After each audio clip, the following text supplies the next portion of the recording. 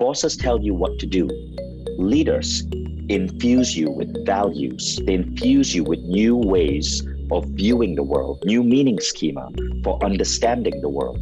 Think back to great entrepreneurs like Elon Musk, like Steve Jobs. They have this vision in their head that their people are moving towards. Think about great politicians, John F. Kennedy, who spoke about America going to the moon. Vision. Now, whether you're a political leader or a business leader, when you can do these four things, you're moving towards great leadership. I wanted to just ask you some questions. Yeah, my mind is just going. I love all the things you shared. I also loved this thought about it's not about you. Waking up every day thinking, how can I make a difference in other people's lives? And I remember a mentor of mine many years ago, and that's exactly what he said to me. He said, Allison, the secret of because I remember I was going through my divorce, a really rough time, and I was just struggling, looking for the answers. And he said, the secret of happiness is helping other people. And I was like, wow, get out of your own way. So now you are brilliant, Vishen, at taking an idea and going really big with it. And I know you talked about the 10-year vision and everything. Right. And you've also said that you get into the feeling of the vision. Can you talk about how you get into the feeling of the vision? So I visualize my life every morning. So I devised a meditation approach called the 6-phase meditation. You can find it free online. But what I do is, within the context of the 6-phase, I go into a deep state of mind. I see an aspect of my life 3 years ahead that I want to manifest. And I feel myself being there. There's more nuance to it, but it's basically a process called creative visualization. And it's a really effective process, whether you think of manifesting or whether you think of it as brain training. It's a really effective process to make the visions for your future come to you faster than ever before. Yeah, that is so powerful. And my husband and I both did your meditation program on Mindvalley, by the way, and we did it together, and it was fantastic. So that's great. Yeah, we did. We loved it. Now, there's a word that you are kind of famous for that you shared the last time you were here. You know the word that I'm talking about? No, actually, I don't. I have a potty mouth, Allison. I have so many weird, awkward potty words in my book. Uh-huh. I was trying to get you to say it, not me, but actually my husband wants to hear me say it on stage. So, so unfuckwithable, right? Yes, unfuckwithable. That's Vishen's word. So I said it, you heard it. So let's talk about that. Not to be confused with unfuckable. That is not where you want to be. Unfuckwithable is a completely different concept. And it simply means to be so secure in your own state of being that other people's praise doesn't go to your head and other people's criticism doesn't rattle you. I love that. I love that. Are you all ready for that? Can you own that? Right? You got to be unfuckwithable. Unfuckwithable. Okay, I got to practice saying that. All right, so one of the hardest things I believe that business owners struggle with, and I know that I have in the past, of course, is letting go, right? It's your baby.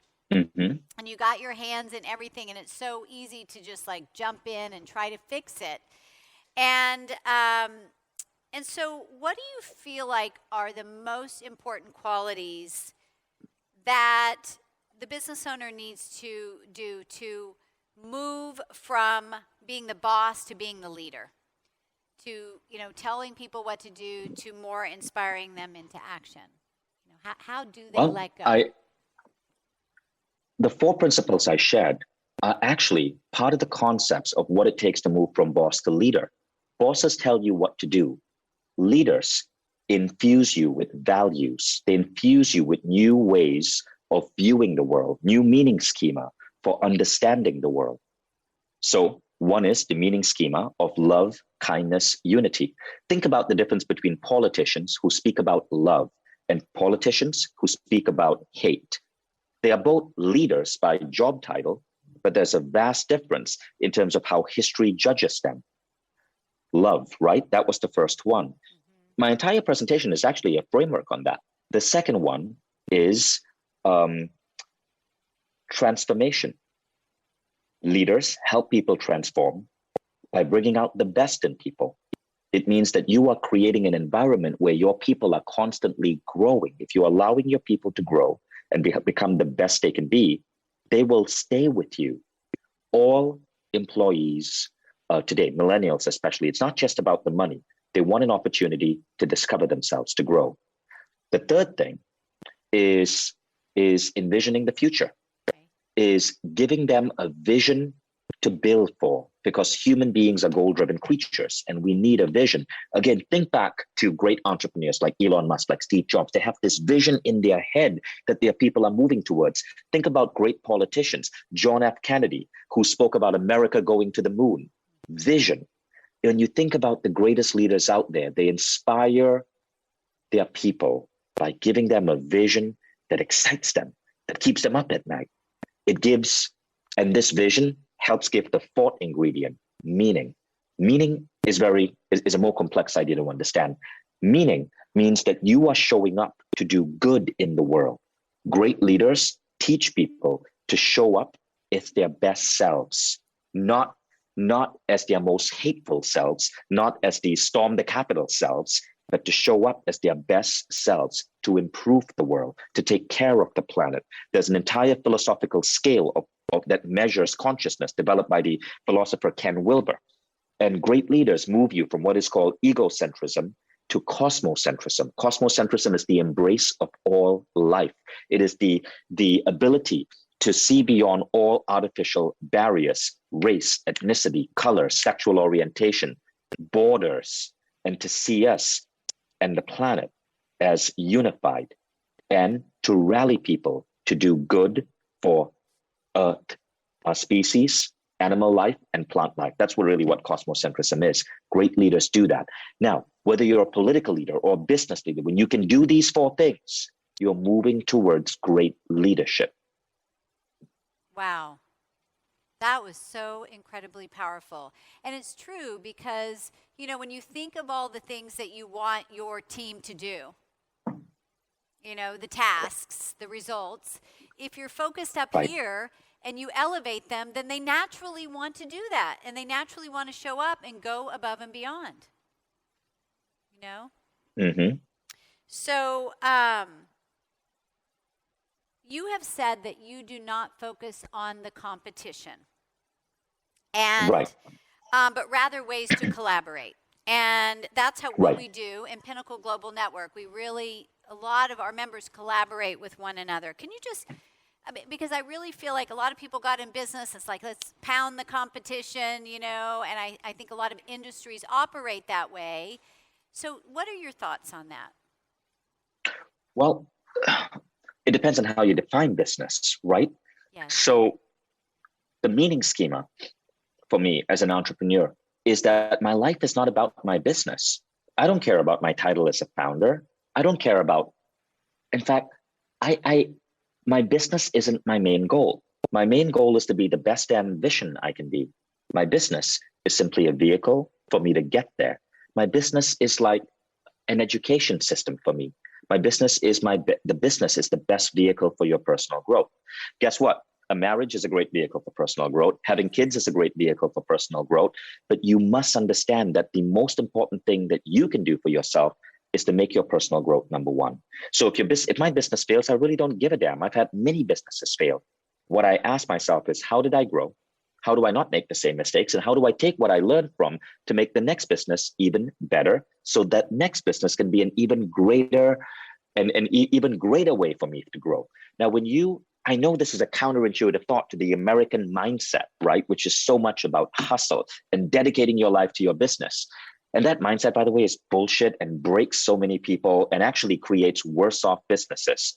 The best entrepreneurs put themselves first. If you want to really understand this concept, read the works of Arianna Huffington. She's one of the most influential women entrepreneurs of our time. And she is so deliberate about the pillars of wellness, of sleep, of taking care of herself, and then applying herself to her business.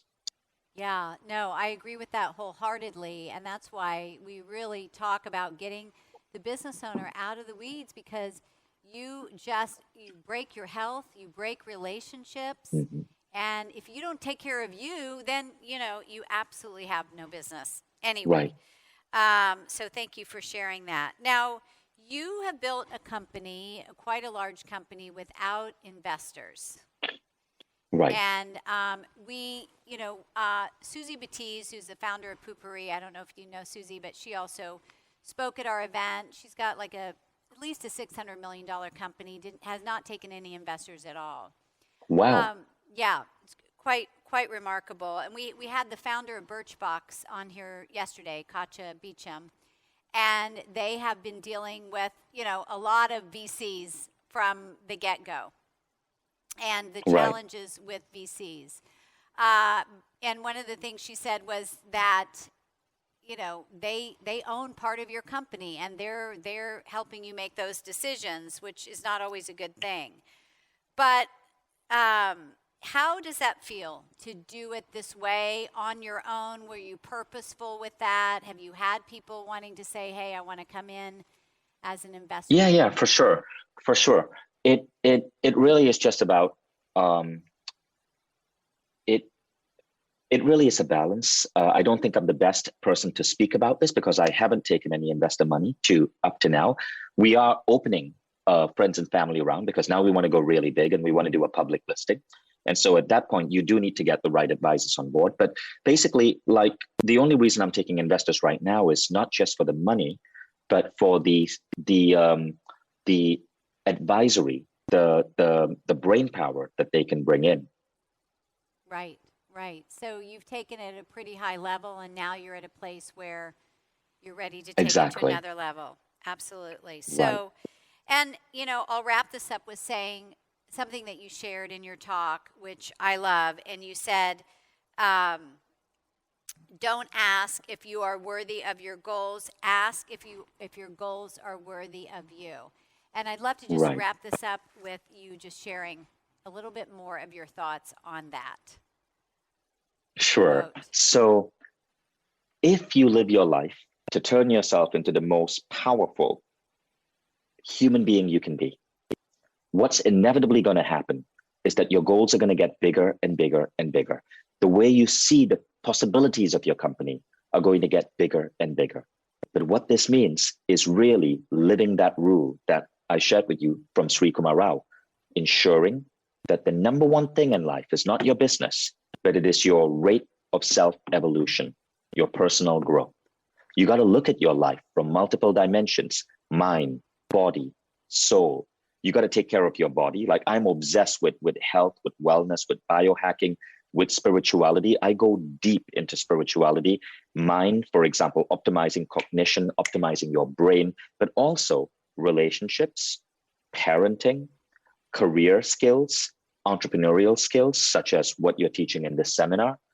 I'm obsessed more with my rate of self-evolution. My business is secondary. And I'm saying that my thesis is that is actually the way great entrepreneurs function, because the more you grow, the more your business grows. And the more you grow, the bigger the goals you can take on. And so you can choose the goals worthy of you.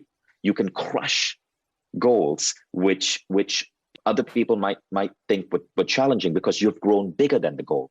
That is what that quote means. Ask not if you are worthy of your goals, but ask if your goals are worthy of you. As you grow, you got to get goals which are worthy of this newer person that you're becoming every single month. Wow. That is so phenomenal. Let's give Vishen a hand. This has been absolutely amazing. Thank you so much. My name is Allison Maslan, and I've built 10 companies and scaled them well into the 8 figures. And I'm pretty proud about that because I was a single mom. I did this all on my own. And it all changed for me when I understood how to create the multiplier, how to build a team-managed company beyond me. So now I'm able to help thousands of people transform their lives, and that's what gets me excited every single day. So if this is you, if you're there going, oh my God, that is me, that's my life, and you know that there's more, I want you to register right now. It's called Level Up Live. This is our 11th year leading this event. It has literally impacted thousands of business owners just like you. And this year we're taking it virtual, like you've never experienced it before. We are in a full-on studio with a stage and surround sound and cameras, and we have hundreds of business owners tuning in, being present for the 3 days to transform your life. And you're gonna leave with a step-by-step plan customized for your company. I was scattered all over the place and just trying to survive running the business. My biggest challenge was lack of systems, lack of structure, usually waking up at 2, 3 in the morning just to get the day's work going, and I was exhausted. I was really struggling with wearing too many hats.